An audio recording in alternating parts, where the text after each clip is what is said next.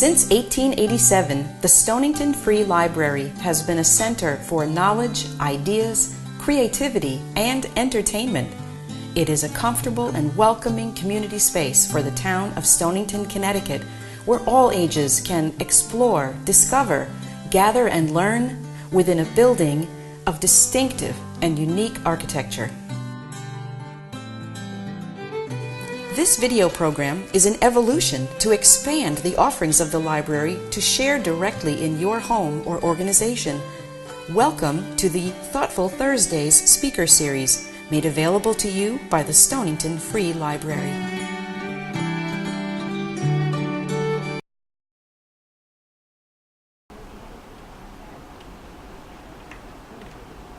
Well, good evening everybody, and welcome to Stonington Free Library. My name is Belinda Decay. I'm the director, and it's my great pleasure to welcome you here this evening.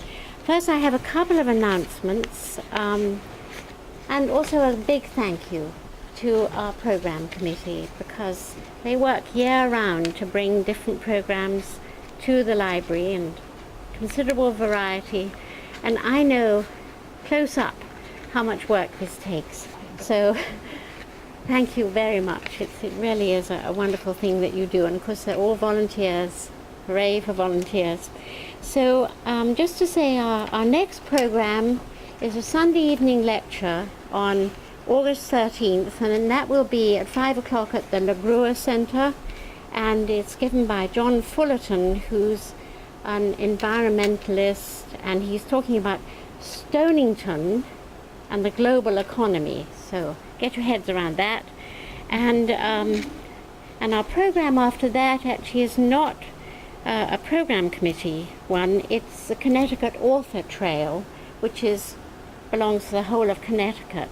And our author, actually this time, is Jean Baur. She's coming back for that event to talk about one of her books about Bella, her therapy dog. And that is on August 17th, that's a Thursday, and it's at 6:30, because people, we hope, will be coming from all over Connecticut. So, and people travel around the whole state and visit different libraries that have different authors coming, and it really is quite a big event. It ends up with a huge party at the Mohegan Sun or somewhere like that. So anyway, so that's good. And the other announcement is that there will be a drawing for a prize at the end of this. So fill in your card and give it to Michaela and put it in there. So, and now to Jean. I know Jean as someone, she strikes me as someone who helps people meet life's challenges in so many ways. And this one is about jobs, and the other thing she does is with her therapy dog. So just helps guide their way through all the challenges that we have to face. But this evening, Jean is going to talk about her book, Turn Off Your Computer and Get a Job, which I don't think that's the title of the book, but that's what she's it sounds a wonderful title, but it's very Jean. So Jean Baur is an author, speaker, and career coach. And as I've just said, she's great at motivating audiences with down-to-earth advice and humor.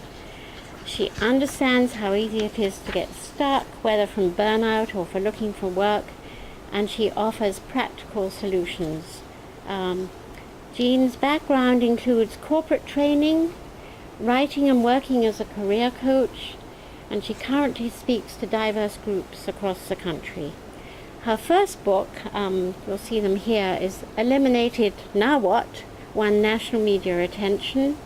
Her second book, which she's going to talk about this evening, is The Essential Job Interview Handbook, and has been endorsed by key experts and authors, and was recently released in Asia. Jean lives in Stonington, where she kayaks and volunteers with her therapy dog Bella, who we've all met, who's wonderful. And Bella is the source of her third book, Joy Unleashed, the story of Bella, the unlikely therapy dog. So come back in August and hear all about that, and maybe meet Bella. Yes? Good. Okay. And that book was published last year, and it's about Bella's rescue and her ongoing work with hospital and nursing home patients and special needs children. I mean, they're just wonderful. Jean is a professional member of the National Speakers Association and the Connecticut Authors and Publishers Association, and and as I said, she'll be the Stonington Library's author in August. So we're greatly looking forward to that. So welcome, Jean, and thank you so much.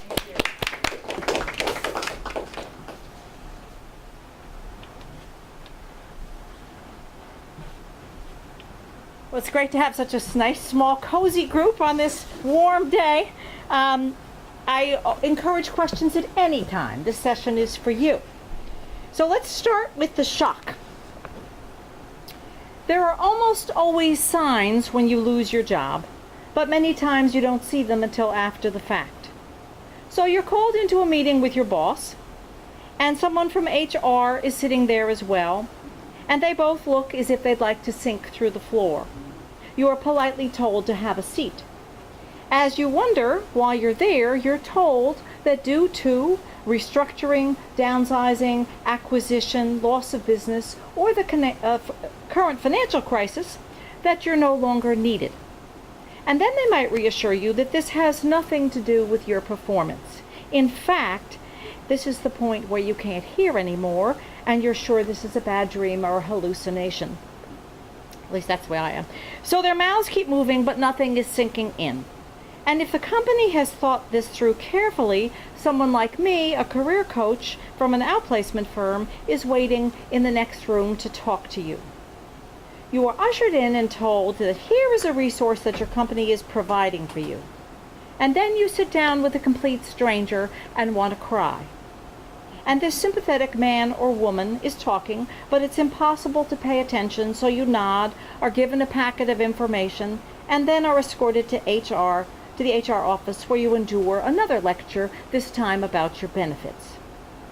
Depending on your company's style and industry, you might be allowed to go back to your desk and get your things, or you might be escorted out of the building by an armed guard after handing over your badge and personal effects. You may have to arrange to go back another day after hours to get your belongings. So here you are on the sidewalk or in the parking lot, and in the course of less than an hour, your whole world has been turned upside down. So has this happened to anybody here? Lost? Two family? Okay. It's happened to me about 4 times, so I've got the scars to prove it. That's how this process often starts, is we do a great job, we're getting work done, we're committed to our jobs, but we lose them anyway. So why would a career coach give you such strange advice? Why would I say turn off your computer? Well, first of all, most job seekers focus only on the published job market. That means that's what's out there that people can see. In the old days, it was newspapers. Now it's Indeed, Monster, a whole bunch of them. But the problem is that's where all the competition goes, because everyone's going to the postings that they see online.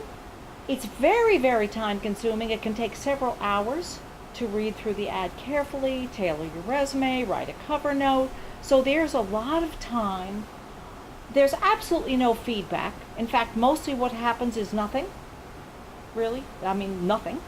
And you are forced to reveal your salary and your age, because if they don't ask you your age, they ask you what year you graduated from high school, and then they can do the math and figure out how old you are, right? And then if you don't fill in salary, the application won't go through. So there's 2 strikes against you right there. Even if you're young, it's still, you don't want to reveal salary at this point in the game. And it's very hard to find the perfect fit. In fact, many ads are inaccurate and most are incomplete. So here you are pouring your time and energy into something where your chances are very slim. They're very slim. But this is the addiction that most job seekers have. There's a program for it. We're talking about it. So our agenda for this evening, and please, please, please ask questions anytime. What's wrong with searching online on the internet? Why can't I do it? And by the way, you can, just not only that. How and when are jobs found? Why you should diversify, and tools or strategy for a successful job search. I love this picture. Shouldn't you just keep trying? So here's this woman, like, right, being buried by paper. And in 2008, when we hit a really bad financial crisis, and really for several years after that, job seekers would be interviewed on major news like NBC, ABC, news programs in the evening, and they'd say, Mr. So-and-so, how long have you been out of work? Well, a year or 2 years. What are you doing? I'm answering jobs online. How many of you answered? 357. What are you going to do next? Answer more. And then it made me scream at the television, and my husband left the room because he doesn't like it when I scream at the television. But that's really what this woman's doing. If you keep doing the same thing over and over and expecting different results, as Einstein reportedly said, that's insanity, right? So at the very least, you got to change strategies. So why is it too late when you see a posting online? Well, first of all, the company may have internal candidates, so you're coming late to the party right from the beginning. Secondly, everybody else sees it too. So let's say you're an engineer or a writer or a programmer or whatever. All those other people in that function, it's like a funnel. They're going right into that to those same ads. And your resume gets lost in the sauce. In fact, it's very rarely read by a human. It's read by a software that picks up the keywords. I once had a client who was in IT. This just cracked me up, and he figured out a way to put all the keywords into his resume. It was kind of like what he called it, white on white. So if you printed it, you wouldn't see them, but the software that was reading them saw all the keywords. So he always came to the top of the pile. I mean, the problem was he didn't have the skills, but he got a lot of calls.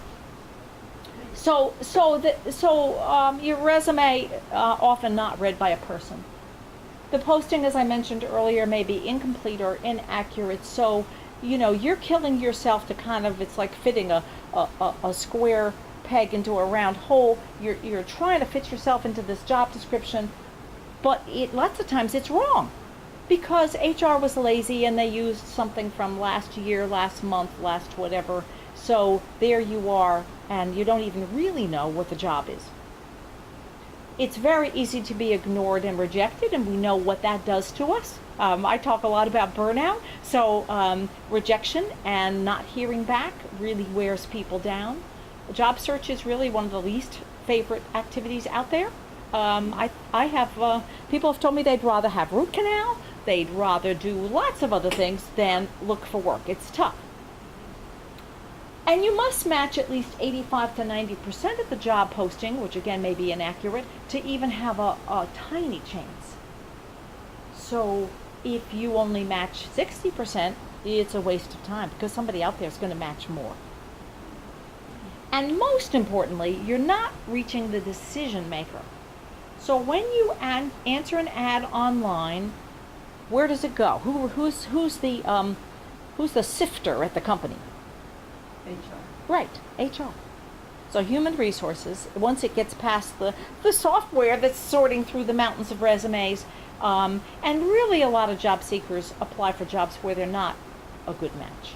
So there's all that fluff that the poor decision makers have to go through, but HR isn't making the decision, are they?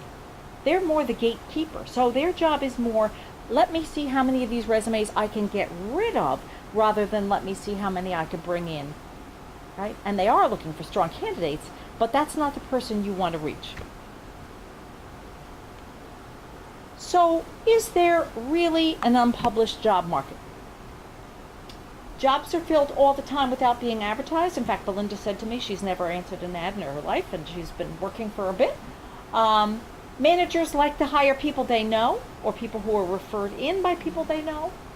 It costs a lot of money and time to sort through resumes and interview candidates.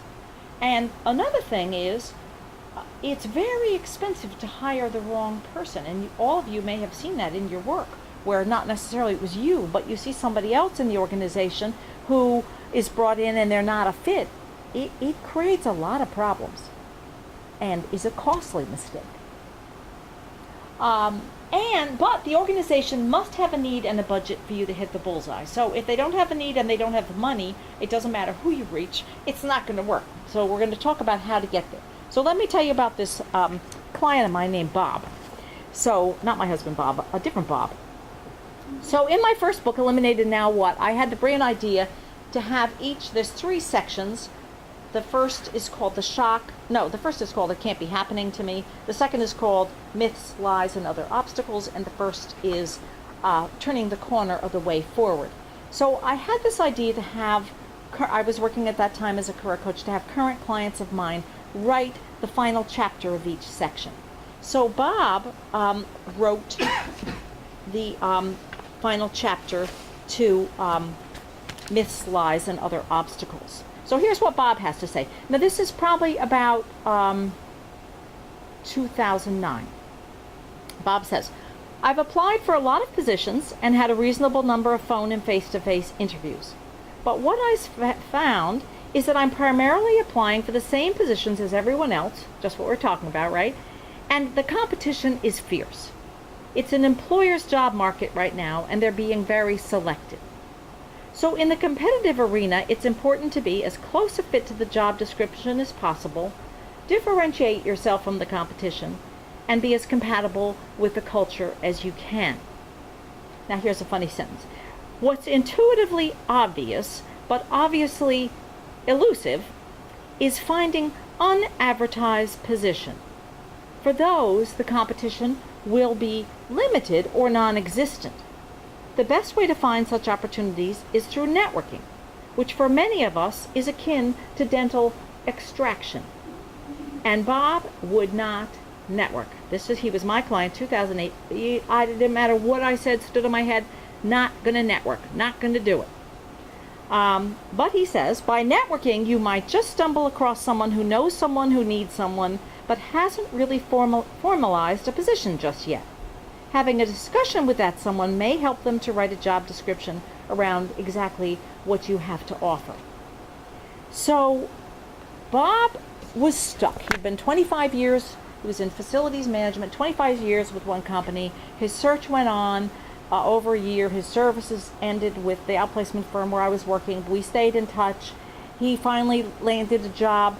He worked for 3 years, lost that job, and then he sends me this email. And Bob is a closet writer, so you'll hear this in this email from Bob. It all began on one dark and dreary day when I was feeling a little frisky and decided to take a giant leap outside of my comfort zone. I had come to the realization that my best chance for finding my next opportunity was probably to pursue a company like my last employer, so that's smart, right? Go after the competition, whose business was integrated facilities management. I happened to open an online article from a professional publication and saw an article that caught my eye. In the article were several quotes that resonated with me from a high-level executive vice president at one of my former company's biggest competitors. I carefully drafted an email explaining my prior employment in a competitor's company and naming the account where I had been working. So he goes on to say what he says. I studied the email, edited a bit, let my finger hover over the send button, closed my eyes, and pressed on. But notice, he didn't send his resume, just an email, right? That's very important. This was on a Friday afternoon, probably not the best time to try to get someone's attention. Lo and behold, 45 minutes later, I got an email reply. He said he was very interested and requested that I send him my resume. So this went through several next steps. That he kept trying to meet with this executive vice president. The guy said he was away. He had a lower level person get Bob's resume. That went nowhere.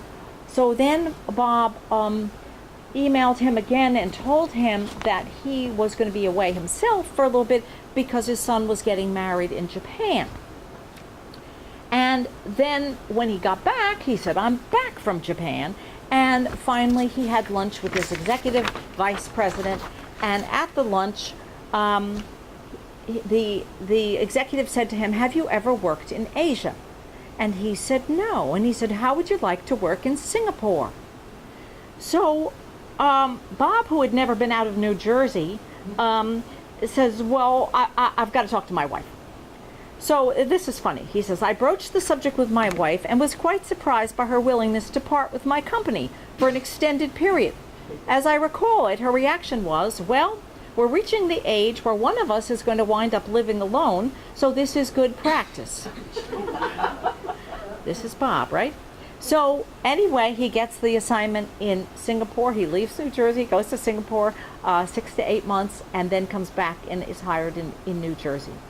So the point of this story, which I love, is that Bob went from being allergic to networking to being very proactive. And by going outside of his comfort zone and going directly to a hiring manager, no ad, nobody else, nothing posted, he turned his search around after some very, very discouraging months. So how big is the unpublished job market? No one knows, but most career coaches will tell you it's probably about 50%. It's about half the market. So just think about that. Most people ignore half of the job market. In fact, they don't believe it's there. They don't believe it's real. But it is there, and it is real. So at the very least, what I encourage my clients is to try it and then see what happens. So how are jobs found? The typical ways people find jobs are through ads, now mostly online, agencies and recruiters, employment agencies and recruiters, networking, which we've talked a little bit about, and targeting companies directly. That means emailing a hiring manager directly. So here's a pie chart. What do you think gets the big piece of these techniques? What goes in the big piece? Network. Yes. Yeah. So about 75%, that this chart isn't really accurate, but again, most career coaches will tell you about 75% of jobs are found through networking. So But that's, I have a question. yeah. I mean, networking now, I look at our kids, when they're out of a job, God forbid, someone can took them, but they use the networking and Facebook and Yeah. all the time. Sure. So they can use Instant Messenger, they can use Facebook, they can use LinkedIn, they can use all these different means, but they're still connecting with people, the people they know, whether from their college, whether from previous jobs, whether from high school, whatever, right? But by networking, we're talking about reaching out to the people you know to get to some people you don't know, really. That's a simple definition. So the big piece is networking. That's how jobs are found. And you won't find a career coach anywhere who doesn't say that this is just standard info. Then the red piece, which is the next biggest, is usually ads.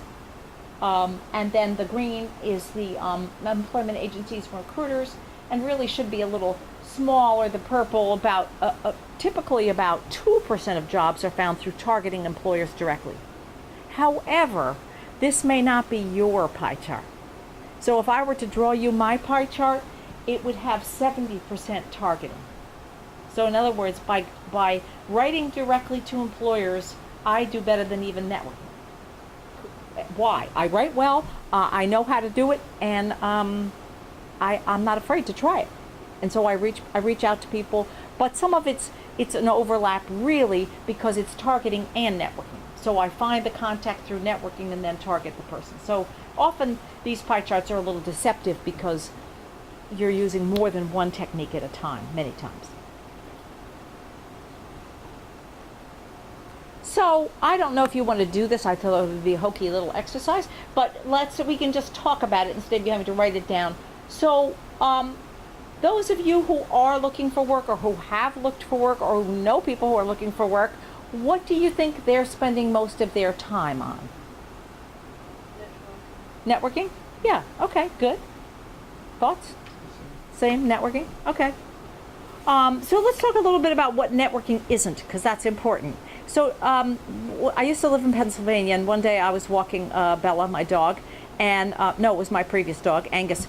And so I have the leash in one hand and I have the poop bag in the other hand, and this neighbor comes flying out of her house and tries to hand me her resume.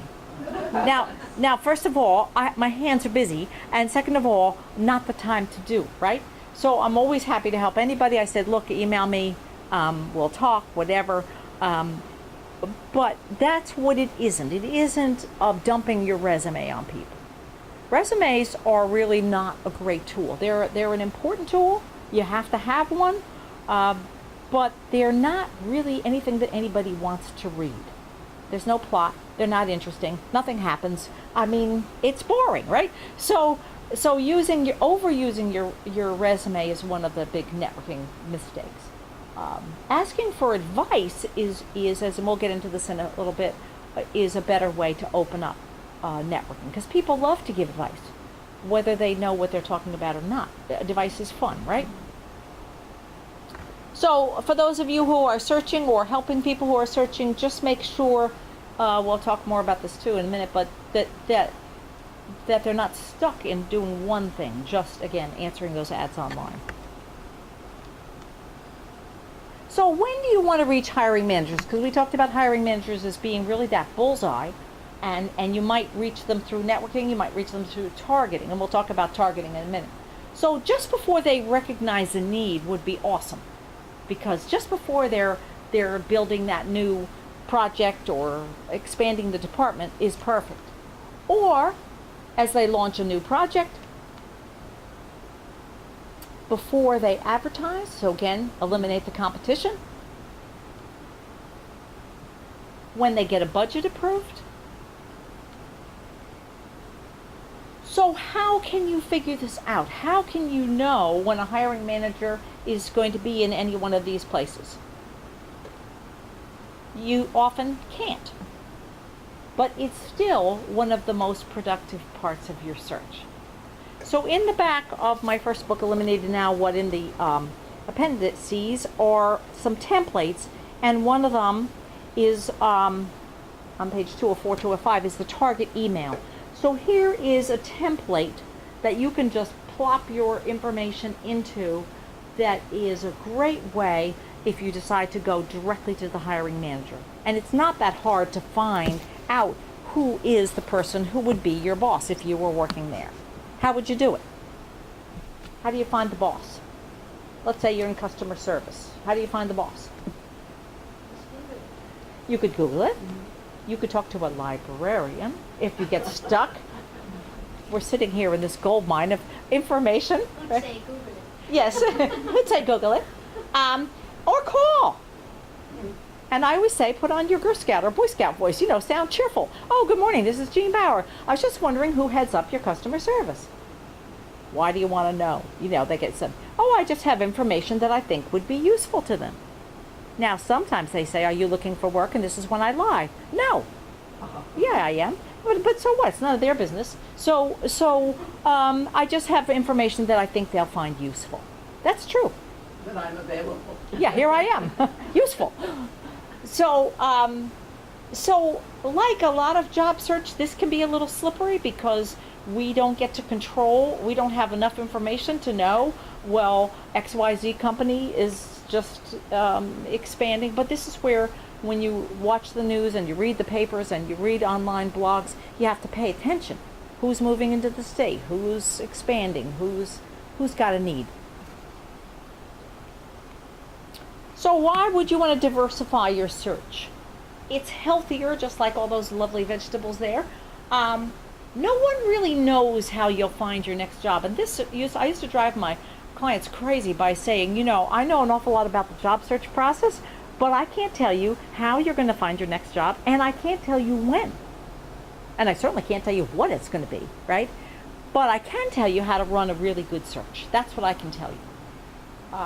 And that frustrates people, and I get it, but that's honest. So we don't know when, but we do know that you'll find it sooner if you're running a smart search. You won't get stuck. It keeps you motivated. It's very discouraging when you spend your time answering these ads online, tailoring your resume, writing the cover letter, hitting the send button, nothing happens. And when you spend your day in front of the computer, guaranteed by the end of the day, you're going to have a serious headache and be in a bad mood and want to kick the dog, right? It's not good. So this is not a healthy way to run a search.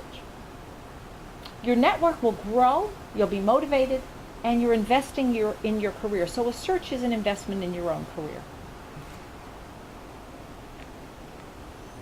So let's take a look at what a diverse schedule might look like. And the one in the back of the book is from 8 to 3. I decided that was too hard for many people, so I made it shorter. It's only 9 to 2:15. So you get to play golf or swim or knit or do whatever you do, right? So from 9 to 10, you get to check the email on your job board. So that's where you get to do the online stuff, right? You get an hour, not all day. From 10 to 11:30, you review your networking list or spreadsheet and see where you need to follow up. This is a very odd thing to say, but follow up becomes probably the one most important thing you do. Why? Why does follow up become so important? What happens when we follow up? The person knows you're interested. Exactly. And the person knows that, you really want a job. You're organized. Yep. Organized, motivated, really want the job. So if you say you want the job and then you don't hear anything for 2 weeks and you don't follow up, that's not their fault, that's your fault, right? Your job is to follow up. To show you're motivated, organized, on top of things, a go-getter, all that yummy stuff. 11:30 to 12:30, you have a break, you have lunch, you do the laundry, your errands, catch up with other things you need to get done in the day. 12:30 to 1:30, reach out to 3 new contacts. So notice here on the schedule, it doesn't say expand your network or think about networking. It says 3 new contacts. Now, I worked with a man when I was teaching for the state, for the Connecticut Works, who said to me, I don't know anybody, Jean. I can't reach out to 3 new contacts. And so I said to him, well, where did you work? And he said, oh, I work in IT and I worked for the school system. And I said, so you know hundreds of teachers whose computers you made run, is that correct? Yes, that's correct. I said, well then, there you go. Hundreds of teachers, right? Reach out to 3 a day. Make sure your email or call is specific. Be clear about what you want. That might be advice. That might be, do you know anybody at XYZ? And see if you can also research and target a company. So to target effectively, you have to research. You have to know what their current needs are, what they're going to do next.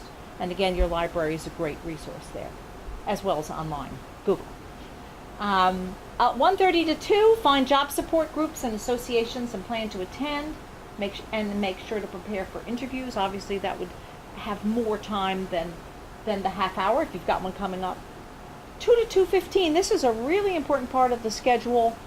Review your progress and prioritize what you must do tomorrow or the following week. Because you know what happens to most job seekers? They do the thing that's easiest. They do the thing that gives them the least amount of pain or requires the least amount of courage, but they don't do the thing that's the smartest.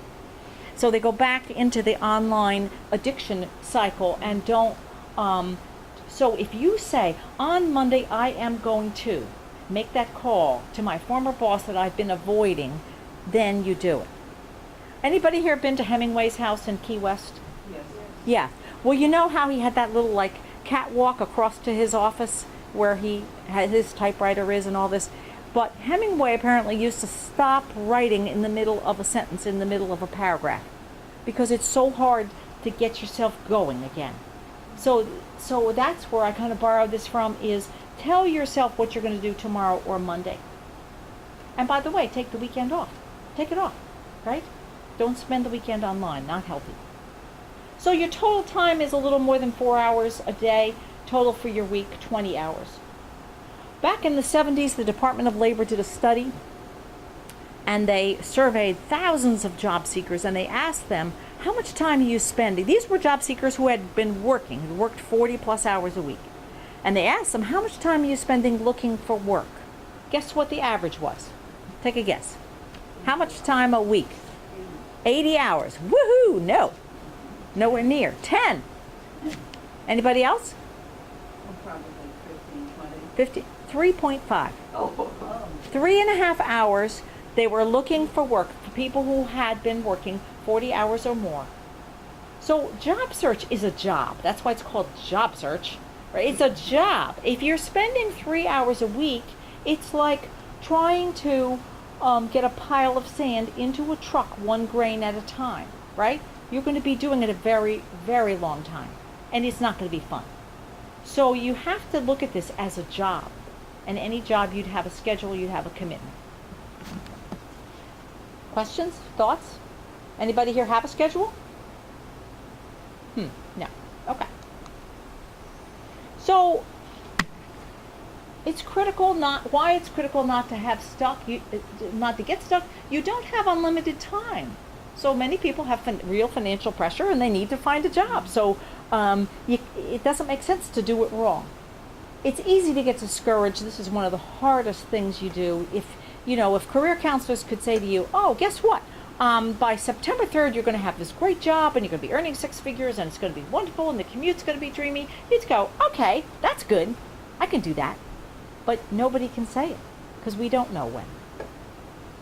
You also want your skills to stay up to date. You don't want big gaps on your resume and you don't want to wear out your network. So running a smart search is important. So tools to help you talk about yourself. PARs are problem, actions, and results. So those are the accomplishment stories, and we're going to circle back to those in a second. There's many other acronyms, but these are the bullets that appear on your resume that prove you can make things happen. Your exit statement is why are you no longer with XYZ company. Needs to be safe, needs to be bland.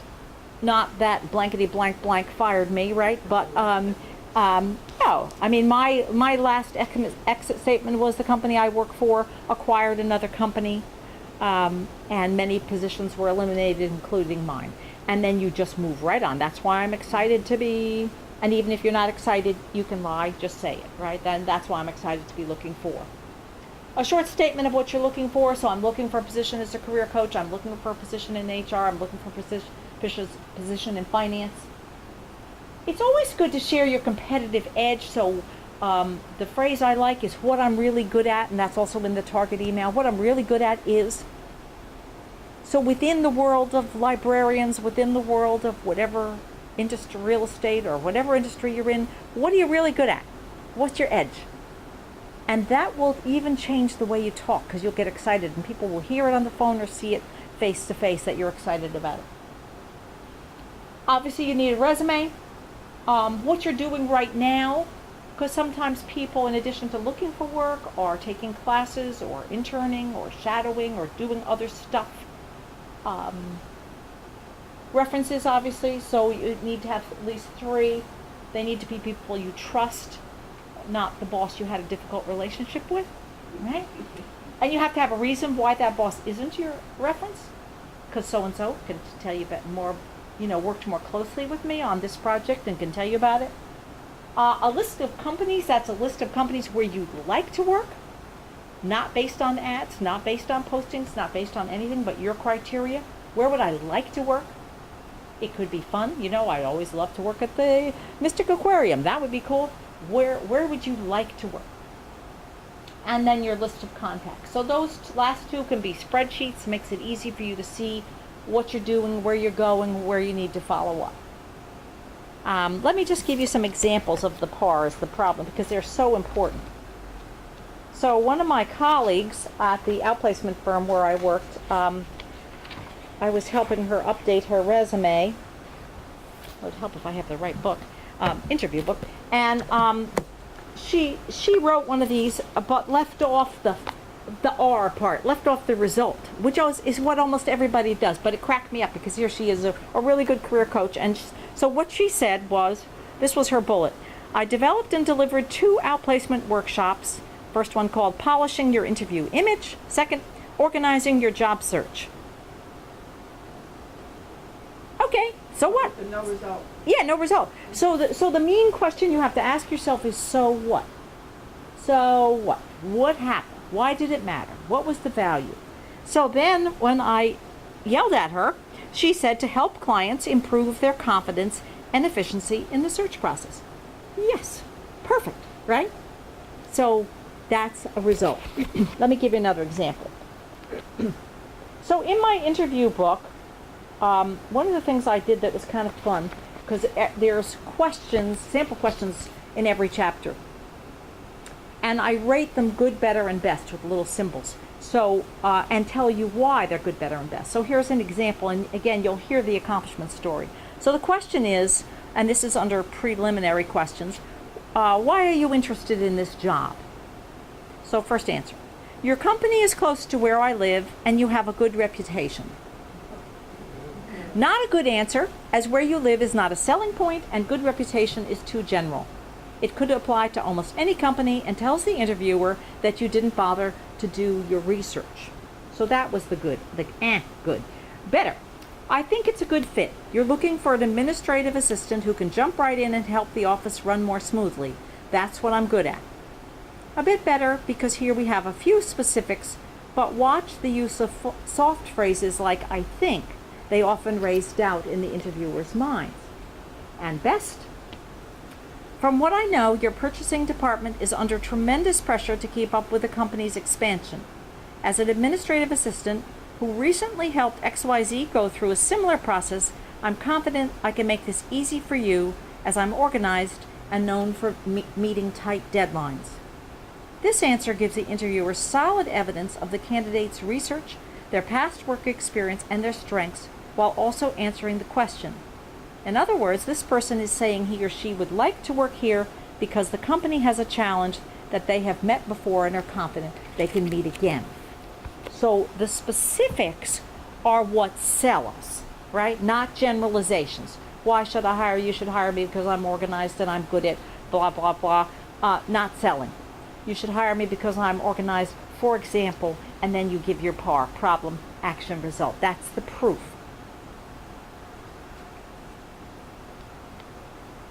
So how did you get ahead of the pack?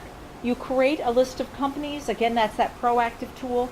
It can be 10, it can be 20, it can be 50, but it's a growing list. You'll take some off, you'll add some of where you would like to work, again, not based on job openings. You analyze who needs your skill, so like Bob, whose story I read you look at who's the competitor of the companies that I've worked for, who in the area where I want to commute might need my skills. You have to do some brain work here. You find connections, ask for advice, and share your list. And notice this is very, very different from handing out your resume. So your message would be, hey, I've put together a list of some companies I'm exploring. Would you mind taking a quick look at it? Just like to get your thoughts on it, right? We're not going to, and who do you know there, even though, sure, we'd love that, right? But small steps are more successful. So this is my list. Would you just take a quick look at it? That's much easier for someone in your network than looking at your resume, because from your resume, they have to figure out what do you want and where you're trying to go. And it's not always obvious. Use social media for baby boomers. I do a lot of work with baby boomers. That's really important because it shows you're with it and not really that old. But it's also, as somebody mentioned earlier, a great way to connect with people and be visible. And HR checks social media. So, if there's a lot of pictures of you drunk on the beach on Facebook, take them off, right? Or not so good, right? It has to be professional. And be creative like Bob, whose story I shared with you. So a list is a better tool than a resume because it's easy to read and understand.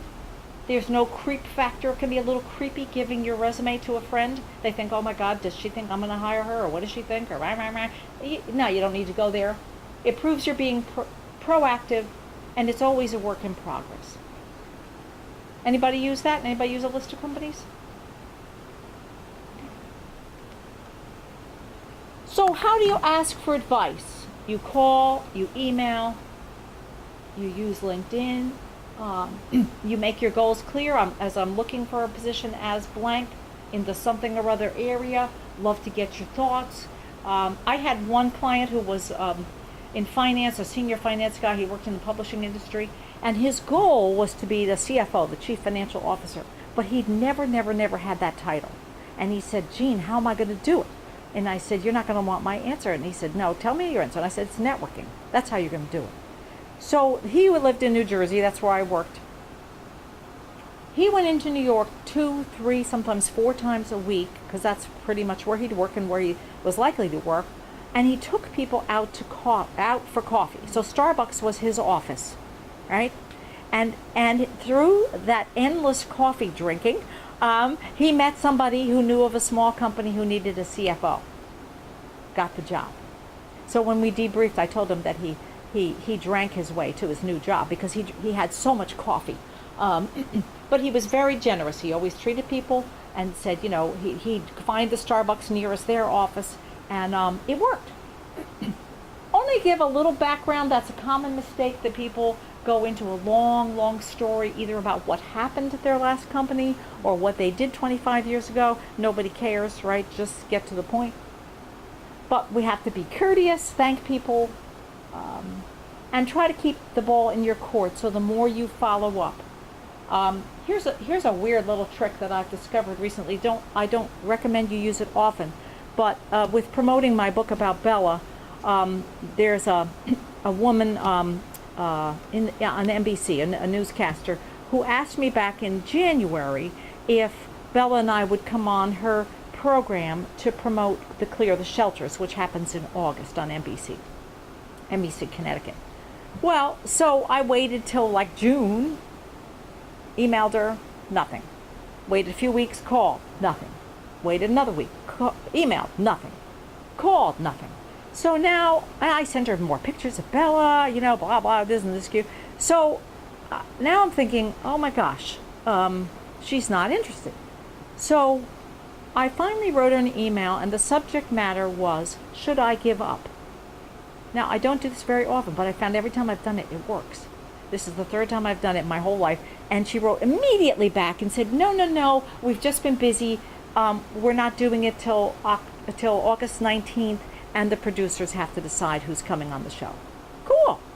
Now I don't have to worry about it, right? But if someone doesn't answer you, it's very frustrating because you don't know if they're interested or not interested. So a little trick. So do you really have to turn off if you look at this long enough, you'll fall asleep, right? Do you really have to turn off your computer to get a job? No, but have a plan and stick to it. Pay attention to what's making your phone ring. So again, back to where we started, no career coach can tell you how you're going to find your job. You could go on Indeed or Monster or Career Builder, answer an ad, get the call, get the interview, get the job, bingo, beautiful. So I never say don't use the internet. I just say be careful how much you use it, but pay attention. What's making your phone ring? Use the internet for research and for sending emails, obviously. Put yourself on a job board diet, only a few calories a day if, again, you're spending all your time there and it's not productive. And use social media to expand your reach and to prove you're with it, because companies want to see that you're comfortable with LinkedIn in particular. And one last thing, enthusiasm. So people like to help people who are upbeat. That's tough in the job search because most of us get worn down. It's the gold standard, and it's physical. So here's a hokey little exercise. Let's have you all stand up for a minute, just for fun. But Linda's looking at me like, what is Jean doing? All right, you need to have everything out of your hands. So here's a couple of sentences. We're going to say these sentences. I'm going to say it out loud, and then I'm going to go 1, 2, 3, and we're all going to say them together. And when you say, I initiated a large project, you're going to gesture in any way you want, okay? Because that's enthusiasm is physical. So even if you were on the phone, you want to gesture because it's going to change your voice, right? Are you ready? So exciting, right? Okay. I initiated a large project. 1, 2, 3, all together. So you say it and gesture. 1, 2, 3. I initiated a large project. All right, there we go. So did your hands move? No, I'm English. Okay, but that's okay. Right now, Choose a well, right now, just be American. Pretend you're from Texas. So that's a good point. We all do it in our own style, but we have to do it because look what happens. If you're at an interview and you say, I saved the company $3 million, I saved the company $3 million, I saved the company $3 million, again, in your own style, your own personality, it's going to pull them in.